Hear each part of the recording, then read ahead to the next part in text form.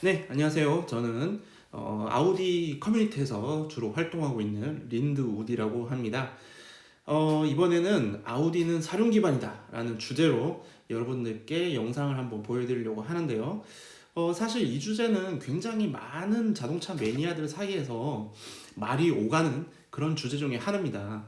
특히 어떤 분들은 아우디를 전륜 기반 차량이라고 아마 대부분 분들은 그렇게 알고 계실 거예요. 그런데 이 국내에서는 이 전륜 기반, 후륜 기반이라는 용어를 많이들 사용을 하지만 해외에서는 이 용어에 대해서 실제로 사용을 하지 않거든요. 그 부분을 제가 보고 굉장히 이상하다라고 생각을 해서 여러 가지 이 자료들을 인터넷 자료들을 수집한 결과 이 영상을 만들게 되었습니다. 그리고 뭐 아우디 커뮤니티에서도 제가 올린 자료들이 꽤 많은데 그 자료들을 한번 정리하는 차원에서 영상을 찍게 되었습니다.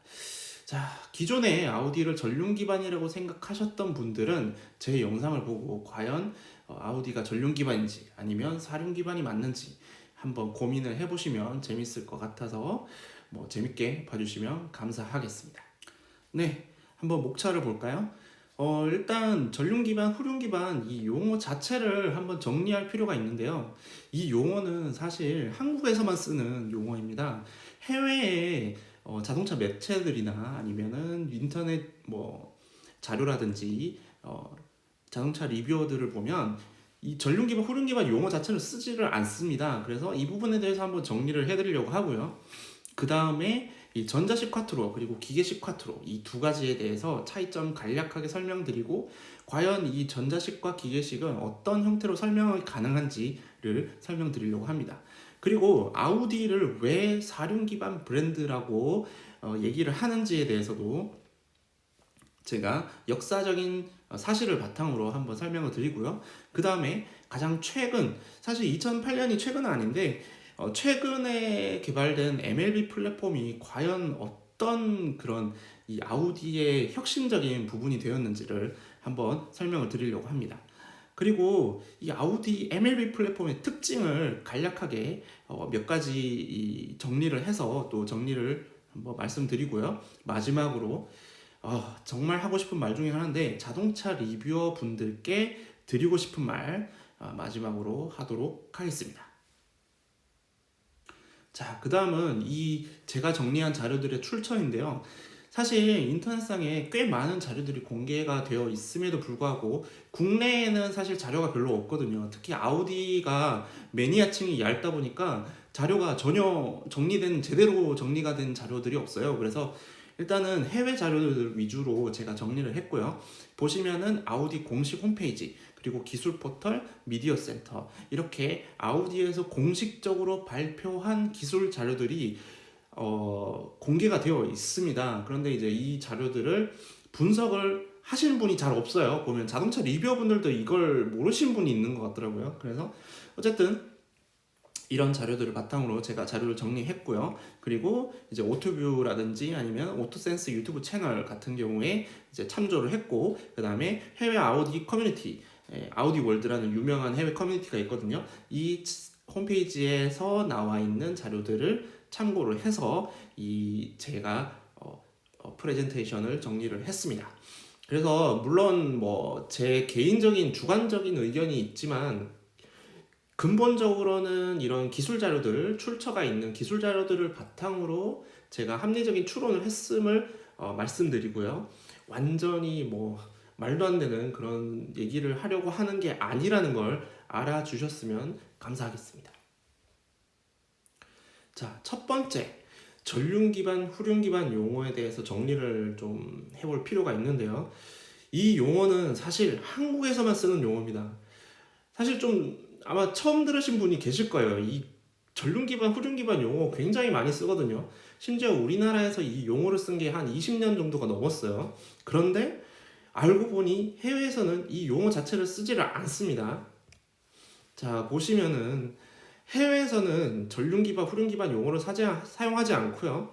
해외 자동차 리뷰 매체들은 프론트 휠 바이어스드 올휠 드라이브, 리어 휠 바이어스드 올휠 드라이브라는 용어를 사용을 합니다.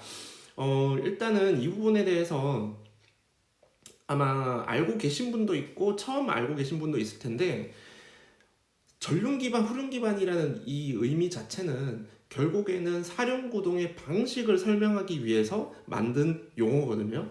그런데 사실 전륜 기반, 그러니까 보통 전륜 기반이라고 생각하면 머릿속에 떠오르는 구조들이 있잖아요. 가로 배치 엔진, 그리고 뭐 후륜 기반은 세로 배치 엔진, 변속기가 안으로 들어와 있고 뭐 그런 것들 있잖아요.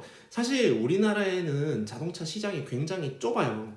물론 자동차 생산 대수는 많지만 시장 자체가 좁고, 특히 현대 기아가 대부분의 자동차를 생산하고 구조가 굉장히 일관화되어 있습니다. 그래서 해외에 미국이나 유럽이나 이런 나라들을 보면 구조가 굉장히 다양하거든요. 자동차 구조들이.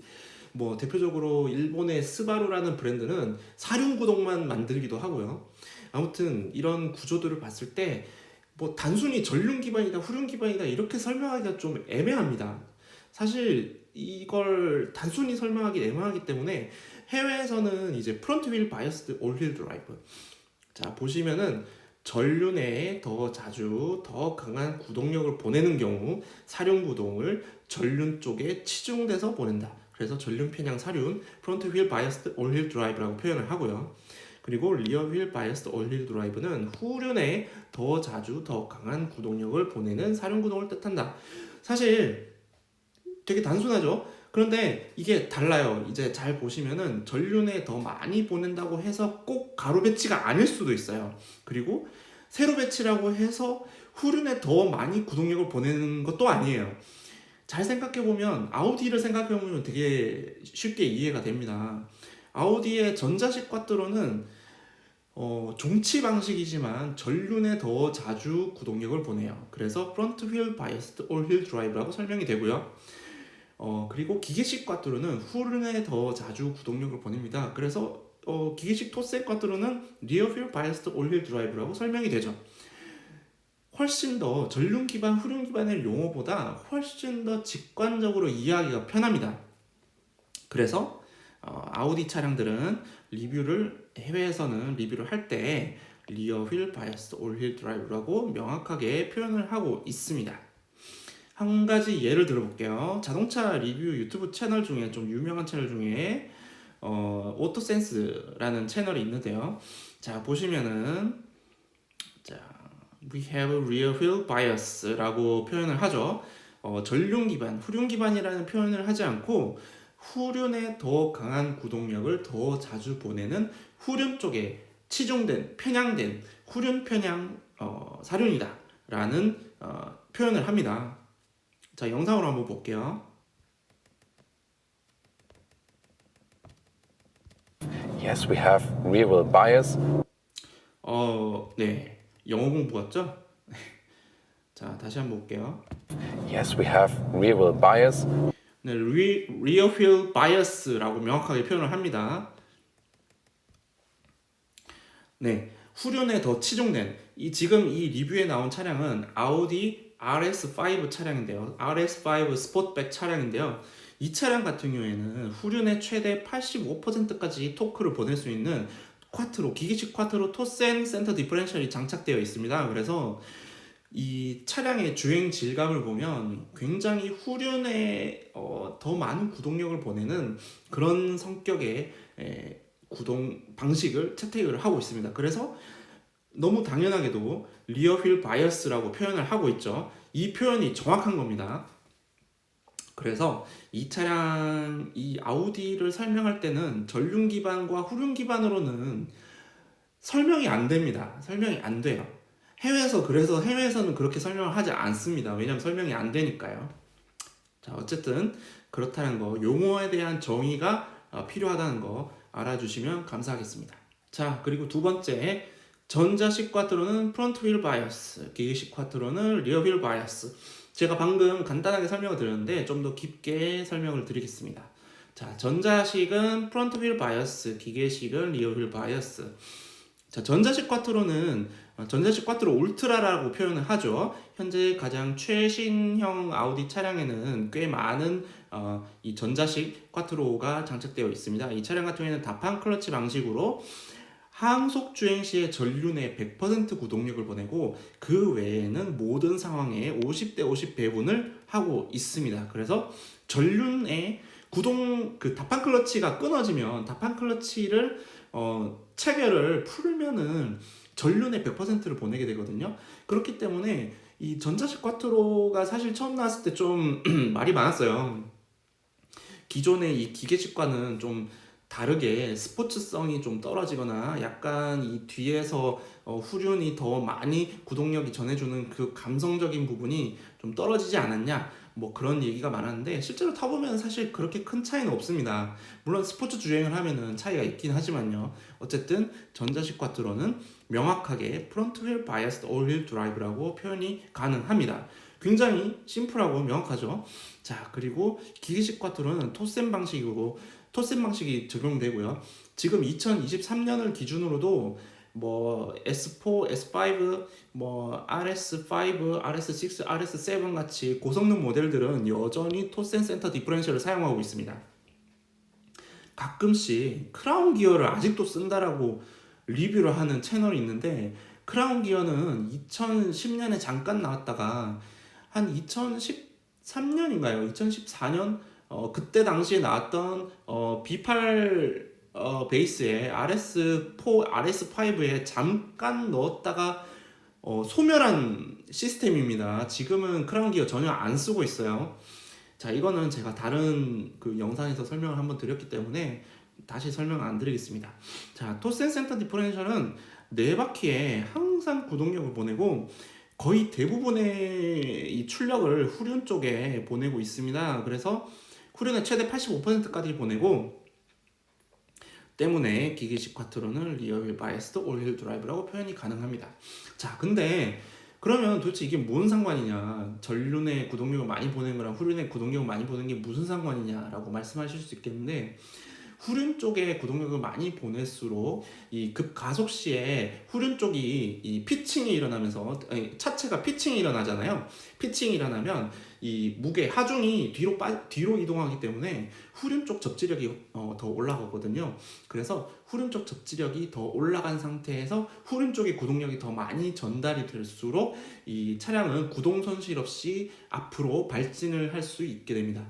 그래서 전륜 구동 차량 같은 경우에는 급가속을 해보면 이 휠 스핀이 나버리거든요. 그런데 후륜 쪽에 구동력을 많이 보내는 후륜 구동 차량이라든지 아니면은 이런 후륜 기반의 리어 휠 바이어스 차량 같은 경우에는 급가속을 해보면 확실히 차이가 있어요.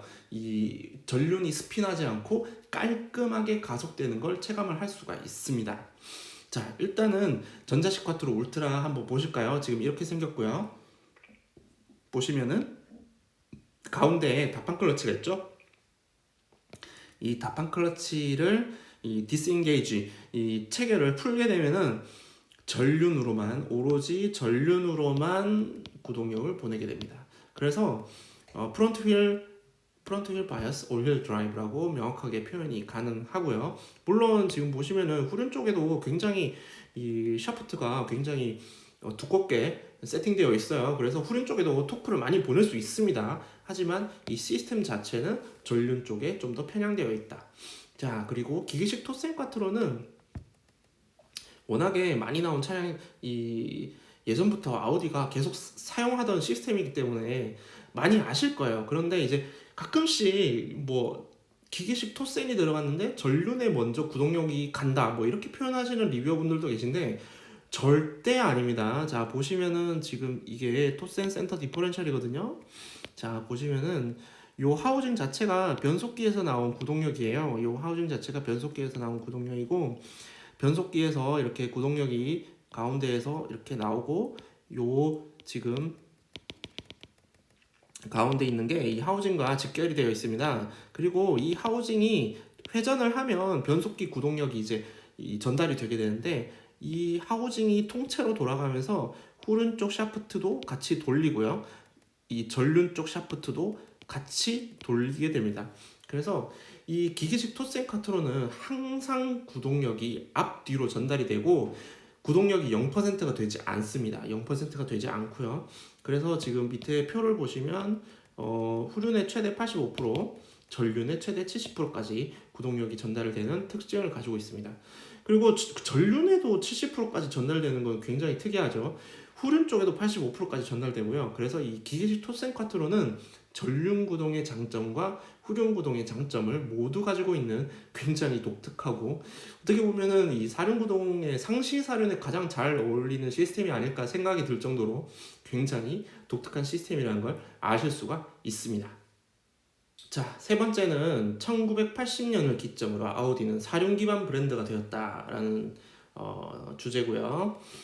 자, 도대체 왜 이렇게 설명이 가능한지를 한번 설명을 드려보면 역사적으로 봤을 때 아우디가 100년의 역사죠. 100년이 넘는 역사를 가진 브랜드입니다.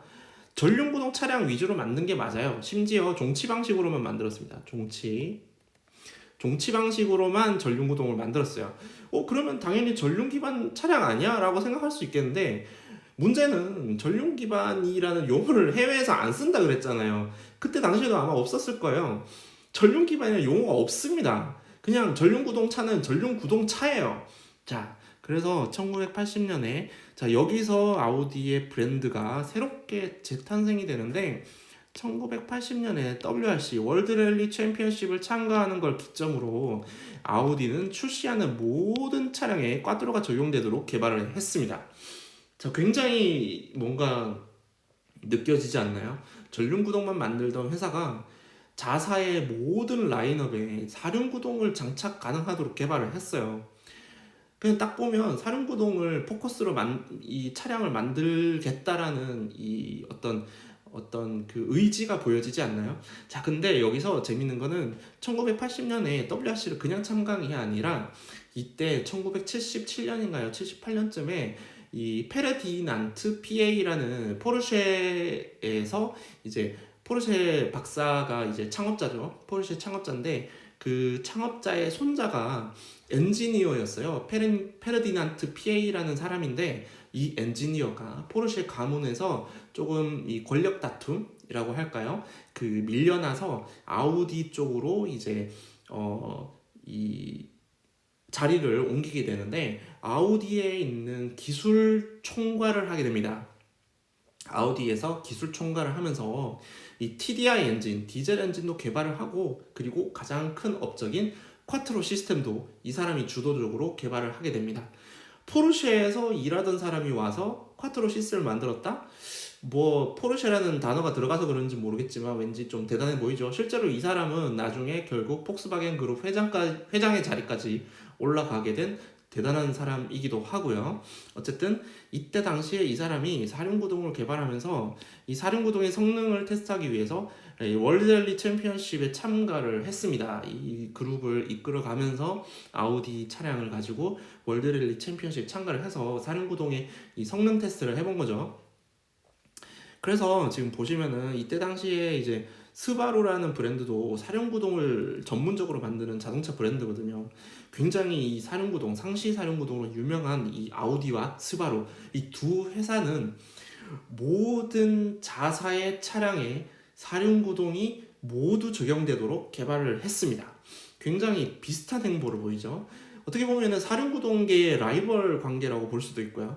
그래서 기존의 종치 방식 파워트레인을 그대로 유지를 하면서 후륜 쪽에 강한 구동력을 전달할 수 있도록 차량을 설계를 했고요.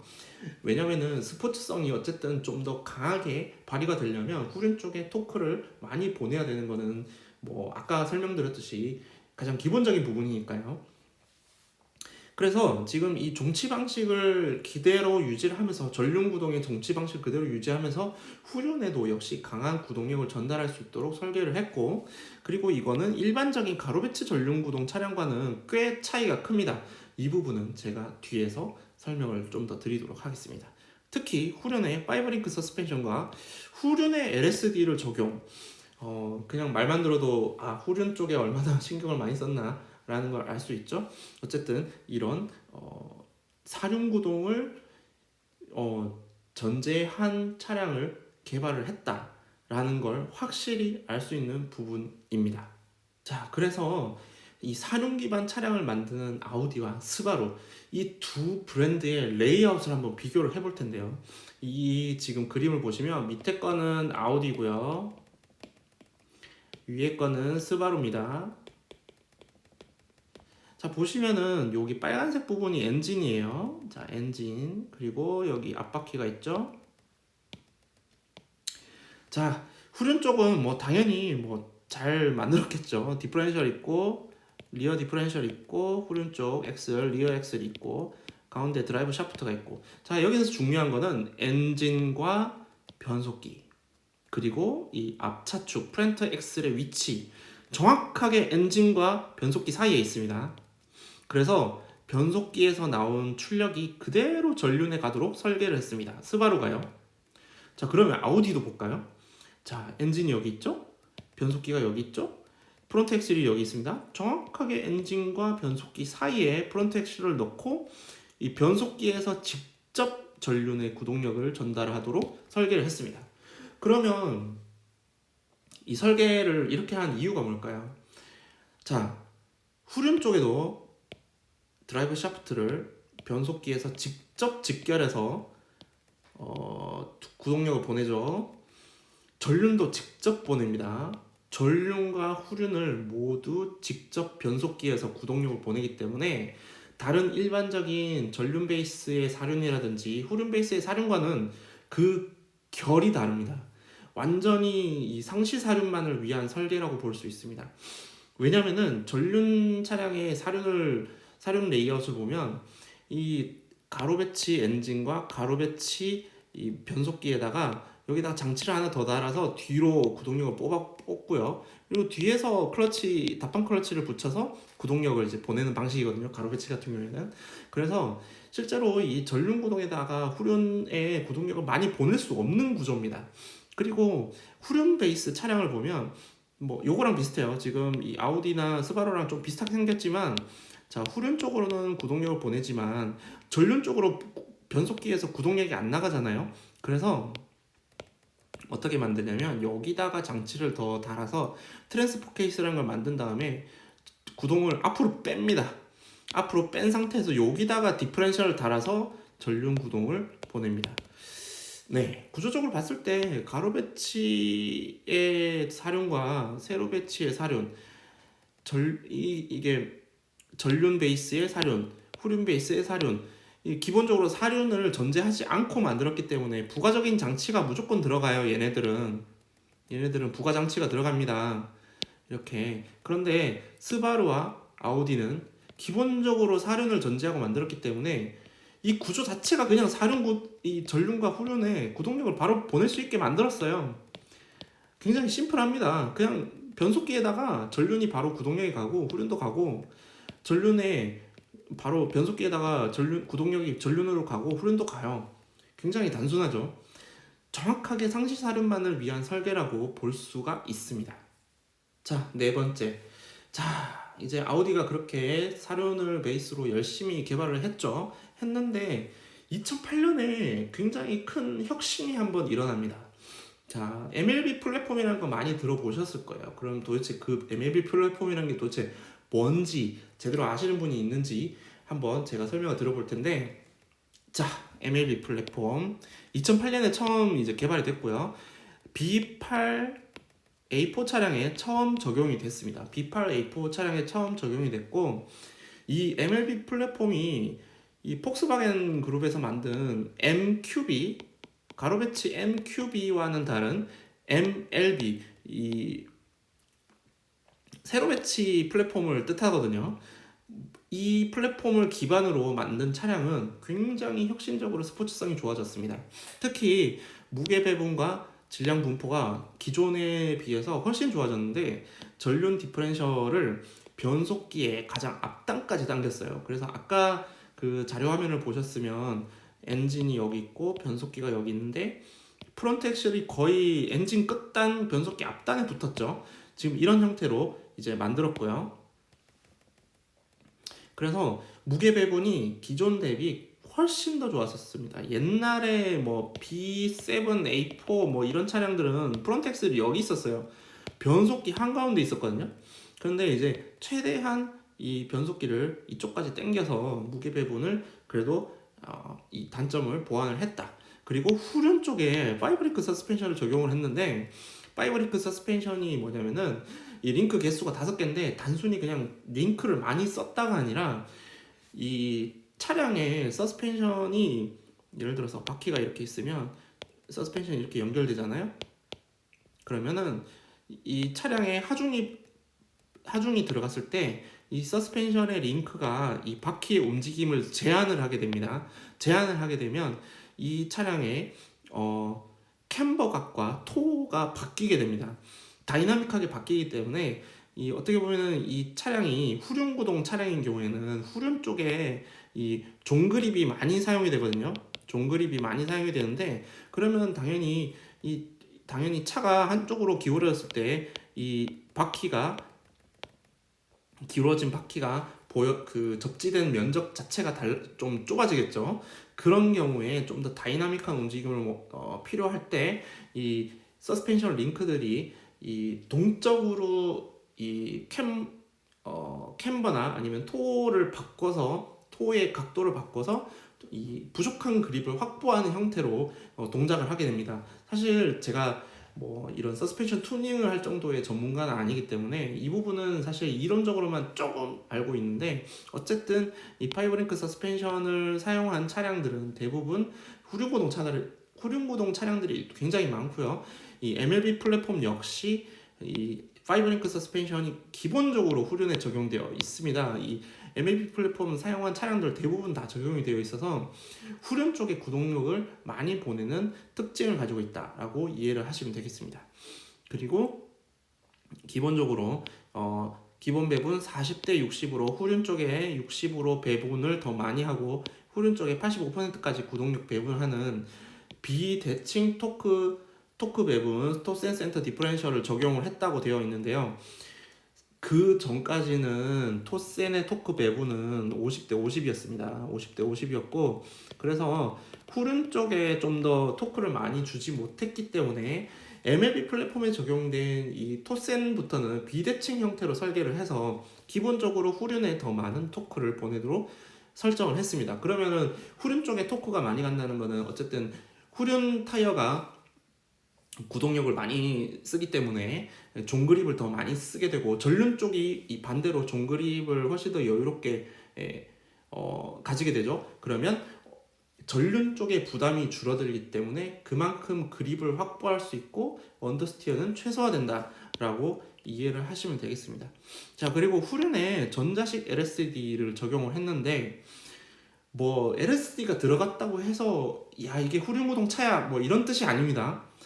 하지만 전륜에 LSD를 넣느냐 후륜에 LSD를 넣느냐는 그 성격이 다릅니다. 확실히 전륜구동 차량에 전륜에 LSD를 넣는 건 전륜구동의 특성을 많이 가지고 있고 그렇기 때문에 전륜에서 이 코너링 시에 발생하는 이 토크 빠짐을 이 LSD를 통해서 어쨌든 바깥쪽 휠을 더 많이 토크를 보내서 코너를 안으로 말려들게 하는 그런 이 LSD의 기능을 노렸다라고 생각을 하면 후륜 쪽에 구동력이 더 많이 가기 때문에 당연히 후륜에다가 전자식 LSD를 넣어서 스포츠성을 더 강화했다라고 보시면 되겠습니다.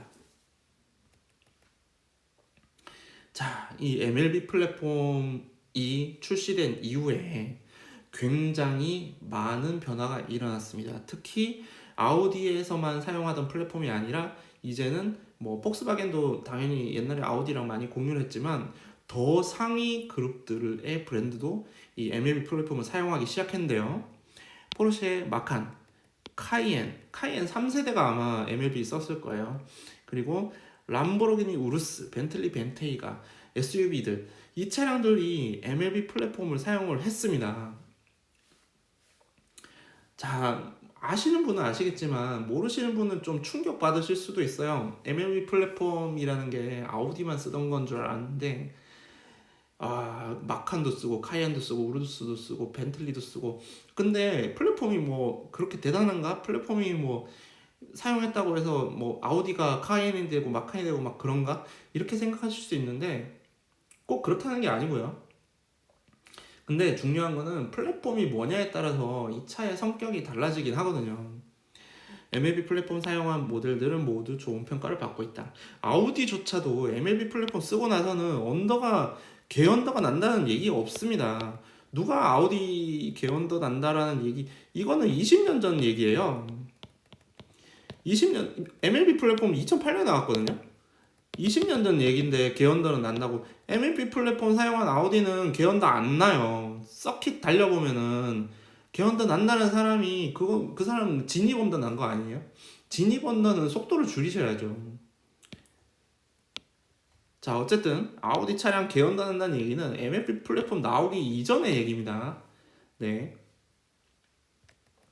자, MLB 플랫폼이 나온 이후의 차량들의 무게 배분을 한번 보겠습니다. 아까 말씀드렸듯이 프론트 엑스를 굉장히 앞으로 당겼다고 했죠. 자, 무게 배분 얘기 나올 때마다 제가 드리는 건데 아우디 무게 배분 나쁘지 않아요. 자, 보실까요? 자, A4 45 TFSI 앞 56, 뒤 44. 근데 보통은 일반적인 전륜 구동차는 60대 40이에요. 뒤. 앞이 60이고 가로 배치 전륜 말씀드리는 거예요. 앞이 60이고 뒤가 40이에요. 근데 아우디 A4 45 TFSI 쿼트로 차량, 자, 무게 1600kg, 앞이 55 정도 되죠? 뒤가 45죠? 그럼 다른 차량 볼까요? BMW. 역시 BMW 최고입니다. 무게 배분 50대 50 정확하게 지켰네요. 무게는 비슷합니다. 비슷하게 1600. 자, 그럼 벤츠를 볼까요? 가끔 벤츠 무게 배분 좋다고 생각하시는 분들이 있는데 벤츠 무게 배분 안 좋습니다. 54, 45. 아우디랑 비슷해요. 1차에 나요. 아우디가 55면 벤츠는 54예요. 무게 비슷하죠? 1600 정도? 자, 그러면 이 차량만 그런가 싶을 수도 있죠. 다른 차를 한번 볼까요? 자, 다른 차. 자, E350 포매틱 AMG. 자, 무게 배분 좋네요. 53입니다. 벤츠 웬일이에요?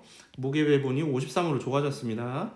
자, BMW X드라이브 530i. 좋아요. 51 아주 좋습니다. 자, 그럼 아우디도 더 좋아졌어요. A6 45 TFSI 쿼트로인데 55에서 54로 줄었네요. 자, 그러면 53이랑 54예요. 53, 벤츠 53, 아우디 54. 벤츠랑 아우디 비슷해요. 네. 뭐 벤츠도 무게 배분 좋다고 생각하시는 분이 있는데 아닙니다. 자, 그럼 전륜구동 그랜저 볼까요? 이 가로비치 그랜저 보면은 60이에요, 그냥. 자, 59죠? 59랑 53, 54. 네. 59, 54. 아우디 무게 배분 좋을까요? 안 좋을까요? 네, 간단하게 결론이 나오죠. 자, 그러면 자동차 플랫폼, 도대체 이 플랫폼이 뭔가? 자, 플랫폼은 조금 추상적인 말이기도 한데 차량의 기본 골격을 이루는 구조물을 뜻합니다. 자, 이거 같은 경우에는 지금 아우디 A6의 2018년에 나온 모델 같네요. 자, A6의 이 화이트 바디입니다. 화이트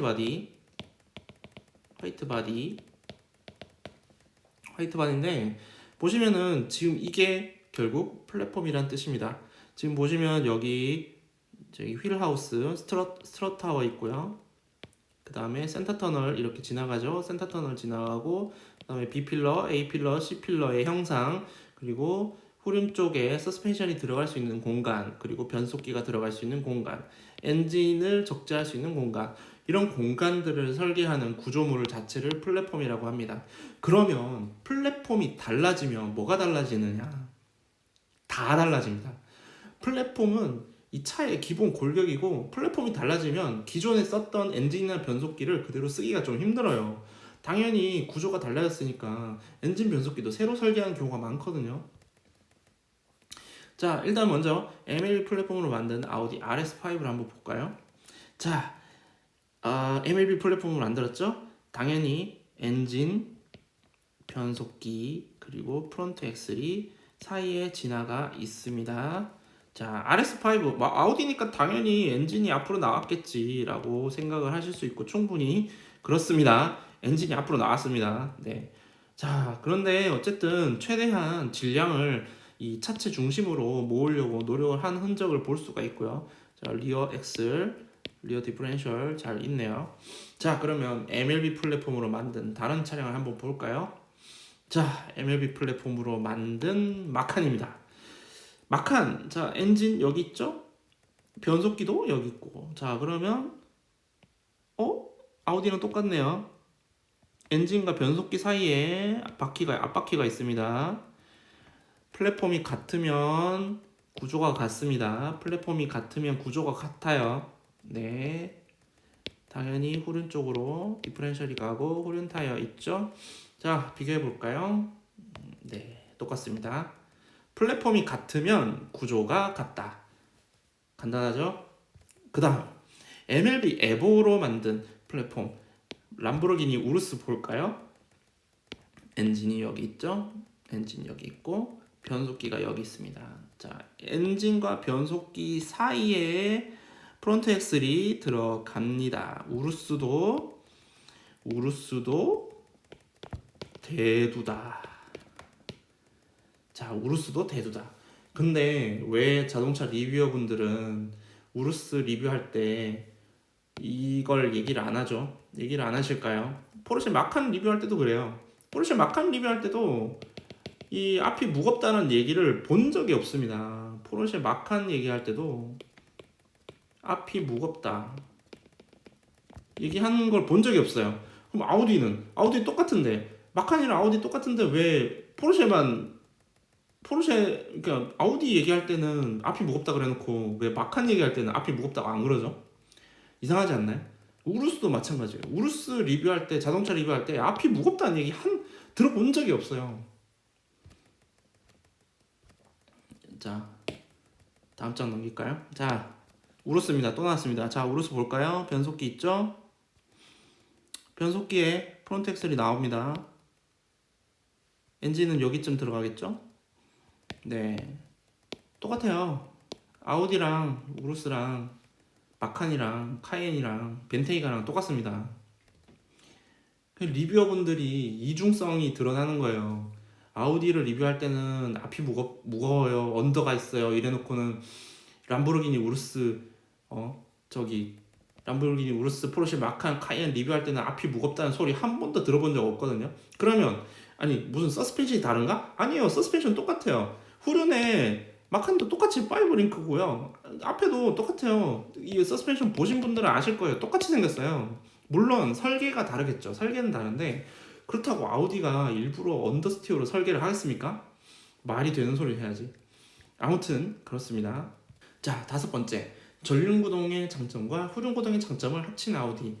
뭐 제목을 보면 꽤 거창해 보이지만 사실 알고 보면 별거 아니고요. 자, 전륜구동의 장점, 후륜구동의 장점을 합친 아우디. 뭐 그렇다고 장점만 있다는 게 아니고요. 특징을 설명드리는 겁니다. 아우디의 전륜구동스러운 특징. 아까도 설명드렸지만 전륜 샤프트가 변속기와 직결되어 있어서 전륜에 강한 구동력을 보낼 수 있다. 자, 그럼 후륜구동스러운 특징을 한번 볼까요? 자, 후륜구동 특징이 아니고 후륜구동스러운 특징입니다. 자, 후륜구동스러운 특징. 후륜 샤프트가 변속기와 직결되어 있다. 그래서 강한 구동력을 보내기에 유리한 구조다.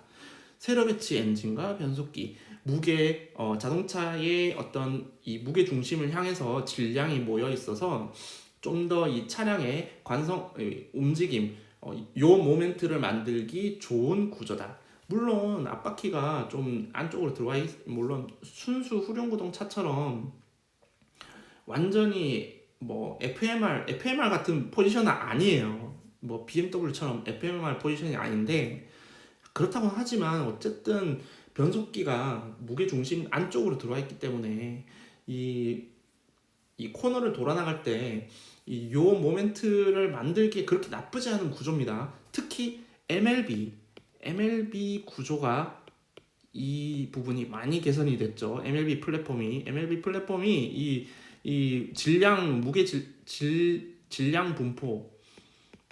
분포가 굉장히 많이 개선이 됐습니다. MLB부터. 그래서 스포츠성이 좋아진 거예요.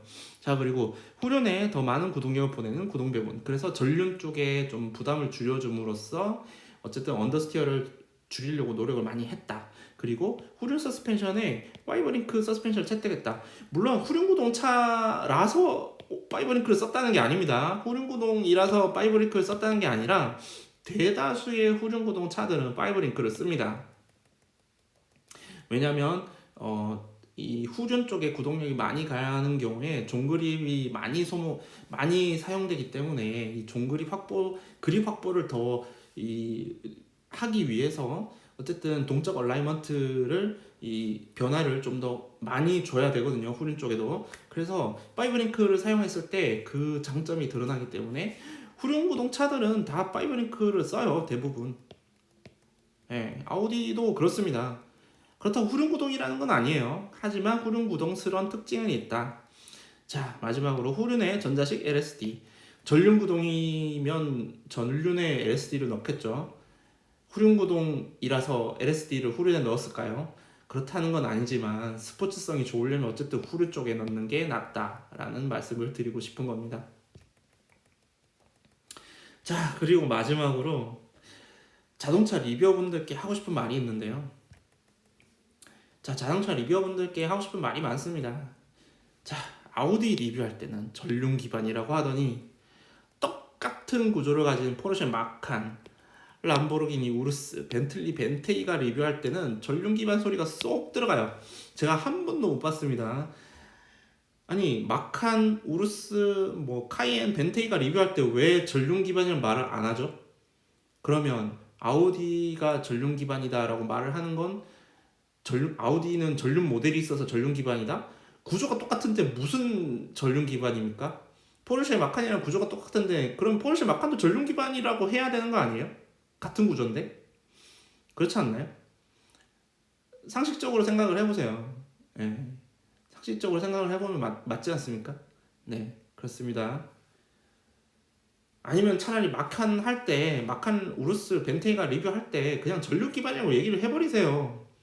그게 아니라면 그게 전륜 기반이라는 소리를 아우디한테만 하는 거라면 전륜 기반이라는 그 단어 속에 아우디를 평가절하하려고 하는 의도가 들어있다는 것밖에는 설명이 안 됩니다. 그렇지 않나요?